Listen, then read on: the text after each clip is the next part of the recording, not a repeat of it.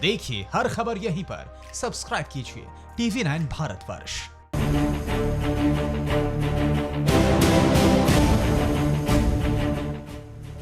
जम्मू कश्मीर में आतंकवादियों के खिलाफ सुरक्षा बलों का सर्च ऑपरेशन जारी है। कुलगाम जिले में सुरक्षा बलों और आतंकवादियों के बीच मुठभेड़ हुई और इस मुठभेड़ में 2 आतंकवादी मारे गए। मुठभेड़ के पहले का एक वीडियो सामने आया है और आपको हम दिखाने जा रहे हैं, जिसमें सुरक्षा बल आतंकवादियों को सरेंडर करने की चेतावनी दे रहे हैं। 100 सेकंड में पूरी खबर आप देखिए। आपको इंडियन आर्मी ने चारों तरफ से घेर लिया हुआ है। आपको इल्तिजा किया जाता है, आप मकान से बाहर आए, हाथ ऊपर करके फेरन निकाल के सिलेंडर कीजिए। आपका सिलेंडर हम एक्सेप्ट कर सकते हैं। जम्मू कश्मीर के कुलगाम जिले में सुरक्षा बलों और आतंकवादियों के बीच मुठभेड़ में 2 आतंकवादियों को मार गिराया गया। इस एनकाउंटर के बाद कुलगाम और शोपिया में मोबाइल इंटरनेट सेवा को बंद कर दिया गया। ये वही घर है जहां पर आतंकवादी छिपे हुए थे। अब हम आपको मुठभेड़ के पहले का वीडियो दिखाने जा रहे हैं। आपको वो चेतावनी भी सुनाएंगे जो इंडियन आर्मी ने एनकाउंटर से पहले आतंकवादियों को दी थी। आपको इंडियन आर्मी ने चारों तरफ से घेर लिया हुआ है। आपको इल्तिजा किया जाता है, आप मकान से बाहर आए, हाथ ऊपर करके फेरन निकाल के सिलेंडर कीजिए। आपका सिलेंडर हम एक्सेप्ट कर सकते हैं। ये एक गरीब का मकान है, इसका कोई भी नुकसान नहीं होना चाहिए, इसलिए आपको 10 मिनट टाइम है। आप बाहर आए और सिलेंडर कर सकते हैं। आपको भागने का कोई भी गुंजाइश नहीं है, क्योंकि आपको इंडियन आर्मी ने चारों तरफ से घेर लिया हुआ है। सुरक्षा बलों के मुताबिक कुलगाम के दमहल हाजीपुरा के खुरगांव में आतंकवादियों के छिपे होने का इनपुट मिला था। जैसे ही सुरक्षा बलों का दस्ता खुरगांव के एक घर के पास पहुंचा, तभी फायरिंग शुरू कर दी गई। आसपास के इलाके को घेर लिया गया है। कुलगांव और शोपिया जिले में सुरक्षा बलों का सर्च ऑपरेशन जारी है। Bureau report TV9 Bharatvarsh. बात उत्तर प्रदेश की। उत्तर प्रदेश में बयानबाजी का दौर थमता हुआ नजर नहीं आ रहा। एक बार फिर से कांग्रेस महासचिव प्रियंका गांधी ने मुख्यमंत्री योगी आदित्यनाथ पर निशाना साधा। उन्होंने कोरोना संक्रमितों की संख्या को स्पष्ट करने की मांग की है। कांग्रेस महासचिव और यूपी प्रभारी प्रियंका गांधी ने सोमवार को उत्तर प्रदेश की बीजेपी सरकार पर हमला बोला। उन्होंने कोरोना को लेकर सरकार के आंकड़ों पर सवाल उठाते हुए टेस्टिंग, संक्रमण और इससे निपटने के आंकड़े जनता से साझा करने के लिए कहा। उन्होंने मुख्यमंत्री योगी आदित्यनाथ के एक वीडियो के साथ ट्वीट करके कहा कि यूपी के मुख्यमंत्री का यह बयान सुना। सरकार के आंकड़ों के अनुसार लगभग 25 लाख लोग यूपी वापस आ चुके हैं। मुख्यमंत्री के बयान के आधार पर इनमें से महाराष्ट्र से लौटे 75%, दिल्ली से लौटे 50% और अन्य प्रदेश से लौटे 25% लोग कोरोना से संक्रमित हैं। प्रियंका गांधी ने कहा कि यदि ऐसा है तो इतने कम टेस्ट क्यों हो रहे हैं? क्या मुख्यमंत्री का मतलब है कि उत्तर प्रदेश में 10 लाख से अधिक कोरोना के संक्रमित हैं, मगर उनकी सरकार के आंकड़े तो संक्रमण की संख्या 6228 बता रही है। मुंबई से आने वाला जो भी कामगार है, उसमें से 75% लोग ऐसे हैं जिनमें संक्रमण है। दिल्ली से आने वाला कामगार 50% ऐसा है जिसमें संक्रमण है। अन्य राज्यों से आने वाला जो कामगार है 25 से 30% ऐसे मामले आ रहे हैं जिनमें व्यापक संक्रमण है। तो हमारे लिए एक चैलेंज इस समय बना हुआ है, लेकिन मजबूती के साथ पूरी टीमें काम कर रही हैं। प्रियंका ने पूछा कि योगी सरकार के आंकड़ों का आधार क्या है? लौटे हुए प्रवासियों में संक्रमण का ये प्रतिशत कहां से आया? क्या आंकड़े उत्तर प्रदेश सरकार के अन्य आंकड़ों की तरह ही अप्रमाणित और गैर जिम्मेदार हैं? उन्होंने कहा कि मुख्यमंत्री के बयान में सच्चाई है तो सरकार पारदर्शिता के साथ टेस्टिंग, संक्रमण के डेटा और अन्य तैयारियों को जनता से साझा करे और यह भी बताए कि संक्रमण पर काबू पाने की क्या तैयारी है। Bureau report TV9 Bharatvarsh. खबर गाजियाबाद से। गाजियाबाद में बढ़ते कोरोना वायरस के मरीजों को देखते हुए जिला प्रशासन ने बड़ा फैसला लिया है और एक बार फिर से दिल्ली गाजियाबाद बॉर्डर को सील कर दिया गया है। सिर्फ पास वालों को ही जिले में प्रवेश करने की इजाजत होगी और इस आदेश के बाद गाजियाबाद से दिल्ली काम करने वाले जो लोग हैं उनमें एक बार फिर से हड़कंप मच गया है। 100 सेकंड में पूरी खबर आप देखिए। खतरनाक कोरोना वायरस ने पिछले एक हफ्ते में कहर बरपाया। देश में कोरोना के 1,44,950 मामले सामने आ चुके हैं। वहीं दिल्ली में कोरोना संक्रमित मरीजों की संख्या 14,053 पहुंच चुकी है। गाजियाबाद में हालात बिगड़ रहे हैं। यहाँ पर अभी तक कोरोना के 236 मामले सामने आ चुके हैं। इसमें से अधिकतर मामले पिछले एक हफ्ते में सामने आए। कोरोना वायरस के लगातार बढ़ते मामले को देखते हुए गाजियाबाद प्रशासन ने बड़ा फैसला लिया है।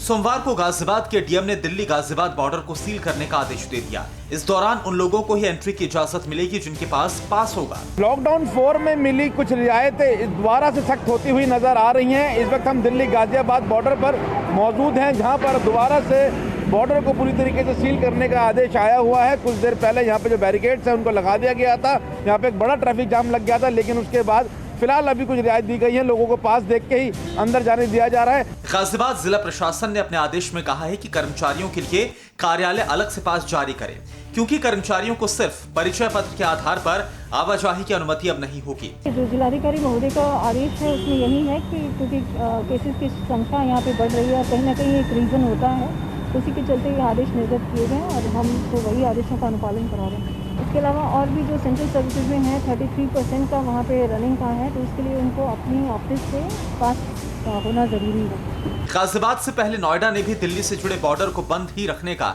आदेश दिया था। दिल्ली की ओर से भले ही बॉर्डर खोल दिया गया, लेकिन नोएडा ने अपने बॉर्डर को नहीं खोला।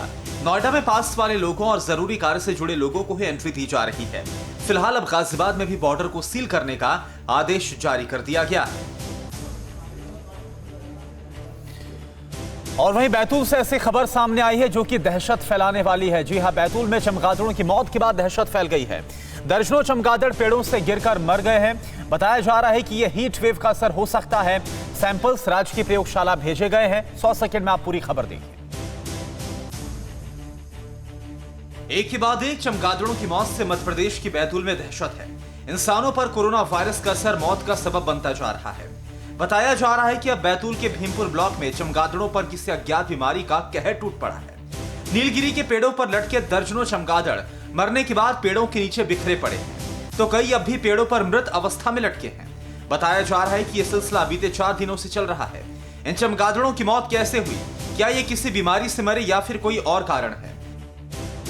फॉरेस्ट वालों से हमें जानकारी मिली, तो मतलब हम पीएम करने वहां पहुंचे घटना स्थल पे, तो वहां देखा था कि नीलगिरी के पेड़ के नीचे लगभग 20-25 चमगादड़ आसपास के क्षेत्र में बिखरी मतलब मृत पाई गई। जैसा कि आपको पता है कि कोरोना संक्रमण के लिए चमगादड़ों को जिम्मेदार ठहराया जा रहा है।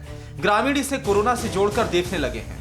जांच के लिए सैंपल राज्य की प्रयोगशाला भोपाल भेजा गया है। तो फिर हमने वहीं पर घटना स्थल पर पहुंच के जांच किया, वहां पीएम किया और पीएम करने के उपरांत उनके जांच के लिए सैंपल लैब में पहुंचा दिए गए हैं। इधर पशु चिकित्सा अधिकारियों ने इसे प्रारंभिक तौर पर तेज गर्मी और हीट वेव की वजह से मौत का कारण माना है। बताया जा रहा है कि मृत मिले चमगादड़ों के शरीर पूरी तरह से डिहाइड्रेट हो गए थे। इससे संभावना है कि मौतों की वजह तेज गर्मी और पानी की कमी हो सकती है। बैतूल में सोमवार को अधिकतम तापमान 42 डिग्री के आसपास दर्ज किया गया। Bureau report, TV9 Bharatvarsh.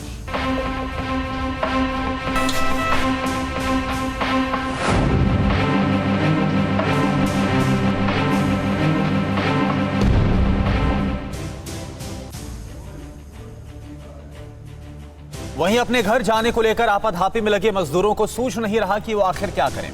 हालात के मारे मजदूर हंगामा भी कर रहे हैं। छिंदवाड़ा में कुछ ऐसा ही देखने को मिला। बिहार के मजदूरों ने यहां पर जमकर हंगामा किया और जिससे देखते हुए फिर जो यहां के जिला कलेक्टर हैं उन्होंने अपने ही अंदाज में, सधे हुए अंदाज में पूरे हालात को संभाला। देखिए पूरा वाकया क्या हुआ। अपने राज्य का नाम बदनाम ना करें कि हम यहाँ बदमाशी शुरू कर दिए। मैं बिहार का होके यहाँ का जिला कलेक्टर हूँ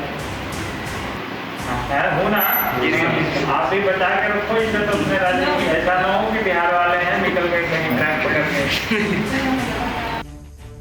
कलेक्टर सौरभ सुमन ने क्वारंटीन सेंटर में हंगामा करने और भागने वाले बिहारी मजदूरों को सधे हुए अंदाज में समझाया। बिहार को बदनाम ना करने की जिम्मेदारी सौंपी। दरअसल ये मजदूर महाराष्ट्र के पुणे से आए हैं। पिछले दिनों यहाँ पर इन्हें ठहराया गया, जहाँ ये घर जाने की जिद पर अड़े थे और हंगामा कर रहे थे। फिर मूल तौर पर बिहार के रहने वाले कलेक्टर ने हालात को संभाला। जब मैं यहाँ आराम से रह रहा हूँ तो तुम ही रहो, खाना मिल रहा है, 2 टाइम का चाय मिल रहा है।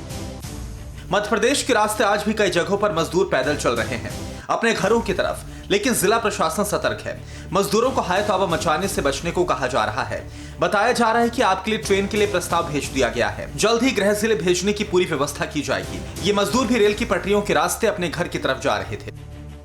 आज बस के माध्यम से इनको यहाँ से हबीबगंज स्टेशन तक छोड़ा जाएगा और वहाँ से फिर ट्रेन के माध्यम से वो पटना तक पहुँच जाएंगे। इनका हर प्रकार से मेडिकल परीक्षण करा के और इनका प्रमाण पत्र भी दे दिया गया है, तो मेरे हिसाब से अब इनको कहीं कोई कठिनाई आगे नहीं होने वाली है। इन मजदूरों की राह भले ही आसान हो गई हो, लेकिन आज भी कई ऐसे मजदूर हैं जो बेबस हैं, लाचार हैं। इनकी बेबसी समझी जा सकती है। अनिश्चितता के दौर में जी रहे मजदूर आज भी अपने हालात से समझौता करने के लिए मजबूर हैं। कोरोना महामारी ने मजदूरों के सामने संकट खड़ा कर दिया है।